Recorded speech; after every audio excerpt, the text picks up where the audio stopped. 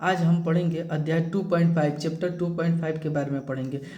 पंजाब में ब्रिटिश शासन की स्थापना, establishment of British rule in Punjab. इससे हम लोग पढ़ चुके हैं कि बंगाल को साम्राज्यवादी नीति के तहत 1764 में कैसे अंग्रेजों ने, ईस्ट इंडिया कंपनी ने अपने साम्राज्य में मिलाया। मैसूर को 1799 में और मराठा को 1819 में मिला लिया। उसी के क्रम में हम लोग आगे देखेंगे पंजाब को कैसे कैसे मिलाएगा। ठीक, प्रथम आंग्ल सिख युद्ध हुआ, दो सिख युद्ध हुआ पंजाब में, कितना 1845 से लगाकर 1849 में। इसे आप लोग मैप पे देख लेंगे, पहले का पंजाब ओल्ड हिस्ट्री में देख लेंगे मैप में जाकर। प्रथम आंग्ल सिख युद्ध 1845 से 46 में हुआ था। द्वितीय आंग्ल सिख युद्ध 1848 से लगाकर 49 में हुआ। सिख संप्रदाय के बारे में 10 गुरु हुए करते थे किसमें, सिख में। जैसे जैन धर्म में 24 तीर्थंकर हुआ करते थे, उस तरह इसी में भी कहा होता 10 गुरु हुआ करते थे। हम क्रम वाइज क्रम पूछ लिया जाता है, उसके बारे में हम टोटली पढ़ेंगे। सिख संप्रदाय के प्रवर्तक और प्रमुख गुरु किसे माना जाता है, गुरु नानक देव को, जिन्हें कार्तिक पूर्णिमा के दिन इनका क्या हुआ था, जन्म हुआ था। गुरु नानक देव का जन्म 15 अप्रैल 1469 ईस्वी में 1609 में तलवंडी में हुआ था। तलवंडी आज के जगह ननकाना साहब पाकिस्तान में स्थित है। तलवंडी कहाँ स्थित है, ननकाना साहब पाकिस्तान में स्थित है। इनकी मृत्यु कहाँ हुई थी, 22 सितंबर 1539 ईस्वी में करतारपुर में पाकिस्तान में होते। रेस्टिंग पैलेस कहाँ था, गुरुद्वारा दरबार साहिब करतारपुर में पाकिस्तान में था। ठीक, इन्होंने कहा किया था, चौथा नंबर देख लेंगे, गुरु नानक ने सिख धर्म की स्थापना किए थे। ठीक, और गरीबों को मुफ्त में भोजन लंगर की व्यवस्था शुरू किए थे, जो कहा था अस्थायी रूप से था, सुचारू रूप से कहा था ये नहीं चाहती, ये अस्थायी रूप से था। ठीक, इन्होंने सिख धर्म का प्रथम गुरु कहा जाता है। इन्हें क्या कहा जाता है, गुरु नानक देव को सिख धर्म का प्रथम गुरु कहा जाता है। सिख धर्म में कुल 10 गुरु हुए। कितने गुरु हुए, 10 गुरु हैं। अभी बताए थे जैन धर्म में जैसे 24 तीर्थंकर हुआ करते थे, उस तरह भी सिख धर्म में 10 गुरु हुआ करते थे। गुरु नानक देव सिख धर्म के प्रवर्तक थे। बाबर और हुमायूं का कंटेम्पोररी थे, समकालीन थे। बाबर, पूछ लिया जाता है कि बाबर एवं हुमायूं के निम्न में से कौन समकालीन थे, तो उसमें छाटने को दे दिया जाता था। का ऑप्शन मारेंगे, गुरु नानक देव। गुरु नानक देव का जन्म कब हुआ था जी, 15 अप्रैल तलवंडी में हुआ था 1469 ईस्वी में। तलवंडी कहाँ स्थित, ननकाना साहब पाकिस्तान में स्थित। मृत्यु कब हुई थी, 22 सितंबर 1539 ईस्वी में करतारपुर पाकिस्तान में हुआ था। ठीक है ना, इन्होंने लंगर व्यवस्था शुरू की थी, लेकिन ये सुचारू रूप से नहीं थी, अस्थायी रूप से थी। ठीक, अब देखेंगे सिख धर्म के दूसरे गुरु के बारे में। गुरु अंगद देव का है, अंगद देव के बारे में। इन्होंने लहना नाम से भी जाना जाता है। लहना नाम से इन्हें क्या ना नाम से भी किसे जाता है, किसे जाना जाता है, गुरु अंगद देव को। गुरुमुखी लिपि के जन्मदाता है। क्या, गुरु अंगद देव का है, गुरुमुखी लिपि के जन्मदाता है। गुरुमुखी लिपि सिख धर्म की सबसे पवित्र लिपि है। गुरुमुखी के जन्मदाता कौन है, गुरु अंगद देव। गुरुमुखी लिपि क्या है, सिख धर्म की सबसे पवित्र लिपि है, सिख धर्म की सबसे पवित्र लिपि है। लंगर व्यवस्था को अस्थायी रूप से बनाया गया। लंगर व्यवस्था को, जो गरीबों में भोजन खिलाने की व्यवस्था थी, सबसे ये सुचारू रूप से चला, जबकि सुचारू रूप से किसी ने नहीं चलाया था, मतलब अस्थायी था, गुरु नानक देव। ठीक, अब इसके बारे में तीसरे उसी गुरु के बारे में पढ़ेंगे। ये नंबर वाइज दिया है, 3, 4, 5 ऐसे आते जाएंगे, आप लोग देखते जाएंगे।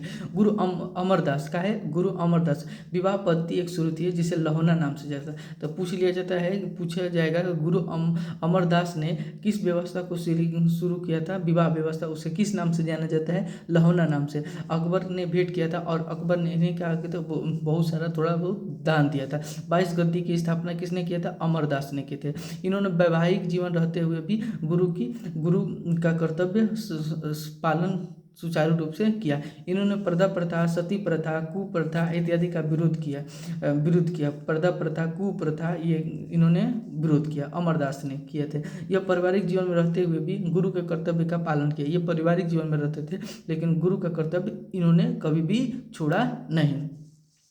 ठीक, अब गुरु रामदास के बारे में। चौथे सिख गुरु हैं गुरु रामदास। अमरदास के बाद से गुरु रामदास का है, गुरु रामदास। अमरदास के क्या थे, ये दामाद थे। अमरदास के ही क्या थे, ये दामाद थे। ये क्या थे, अमरदास के ये दामाद थे, रामदास। अमृतसर का निर्माण कराया था। किसके द्वारा दी गई भूमि पर अमृतसर का निर्माण कराया था, अकबर द्वारा दान की 500 बीघा, कितने बीघा, 500 बीघा जमीन पर इन्होंने क्या किया, अमृतसर का निर्माण कराया था। परम में नाम क्या था, रामदासपुर था। परम में अमृतसर का क्या था, रामदासपुर था। जो एक का होता तालाब हुआ करता अमृतसर, ठीक है ना, अमृतसर का हुआ था तालाब हुआ करता था। परम में नाम क्या था जी, रामदासपुर पूछ लिया जाता है, रामदासपुर था। अब ये गुरु अर्जुन देव के बारे में पढ़ेंगे। अब हम क्या पढ़ेंगे, गुरु अर्जुन देव के बारे में हम लोग पढ़ेंगे। रामदास के तृतीय पुत्र थे, क्या थे, रामदास के तृतीय पुत्र थे। इन्हीं के काल में जो का होता है सिख गुरुओं का परंपराओं से चल आ जाएगा, ठीक है ना। इसमें क्या होगा, पैतृक बन जाएंगे, क्या हो जाए, परंतु वंशानुगत हो जाएंगे, ठीक। इसमें किसमें, गुरु अर्जुन देव के काल में, ठीक। धार्मिक ग्रंथ, आदि ग्रंथ का संकलन किया, जिसमें 18 हिंदू भक्तों, कबीर, बाबा फरीद, नामदेव, रैदास, कवि जयदेव देव की क्या है, इसमें कहानियां संकलित है, किसमें, आदि ग्रंथ में। आदि ग्रंथ की रचना किसने किया था जी, गुरु अर्जुन देव ने करेंगे। इन्हें अमृतसर तालाब में के मध्य हर मंदिर साहब का निर्माण किया था। अमृतसर के तालाब के मध्य क्या किए थे, हर मंदिर साहब के निर्माण किए थे। लेकिन इसमें से गुरु अंगद देव के बारे में पूछ लिया जाएगा कि इन्होंने लहना नाम से जाना जाता है, गुरुमुखी के जन्मदाता है कहा जाता है। लंगर व्यवस्था को ये पूछ लिया था, लंगर व्यवस्था को सुचारू रूप से चलाए थे, अस्थायी रूप से, ठीक।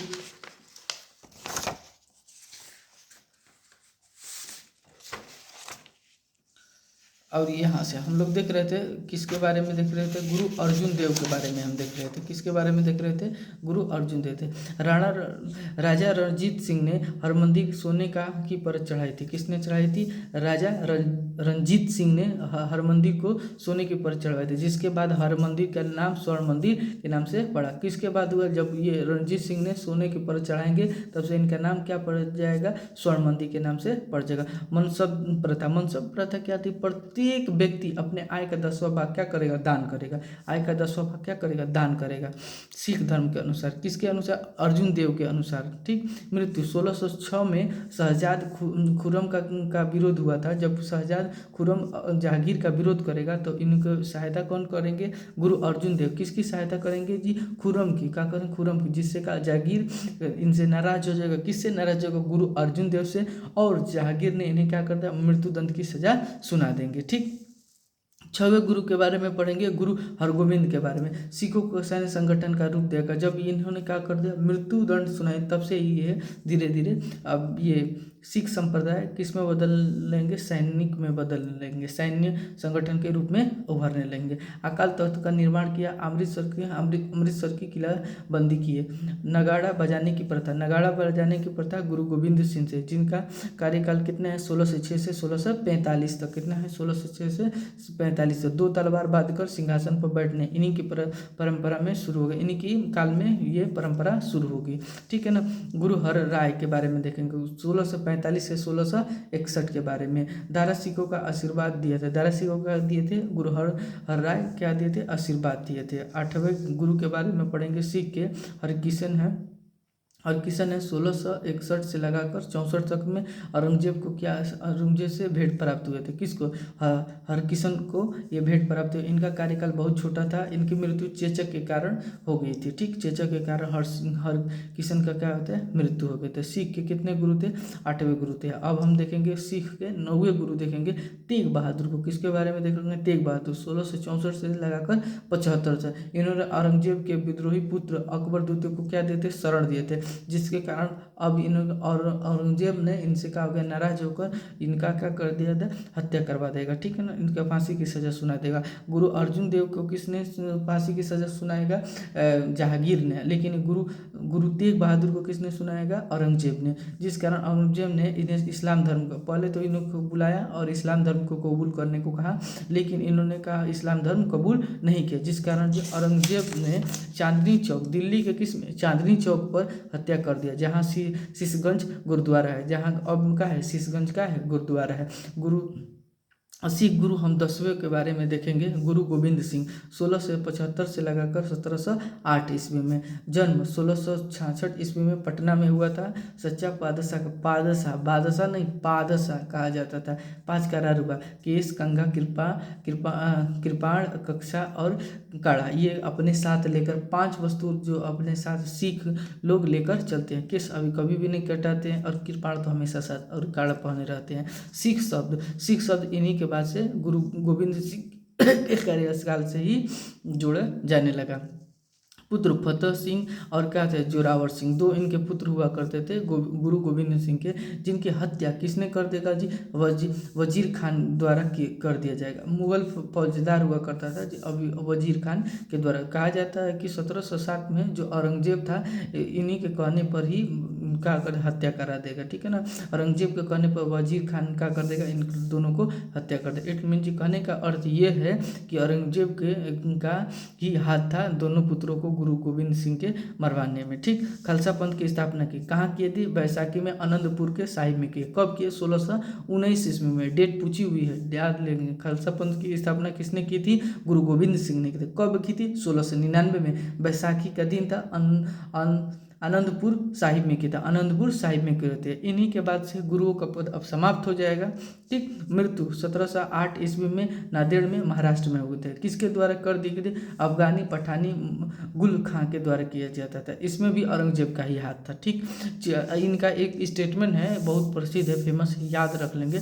चिड़िया नू में बाज लड़ावा, गिद्दड़ नू में शेर लड़ावा, 1.25 लाख नू एक लड़ावा, तब गोविंद सिंह नाम कहावा। ये मोस्ट इंपॉर्टेंट स्टेटमेंट है, इसको याद रख लेंगे।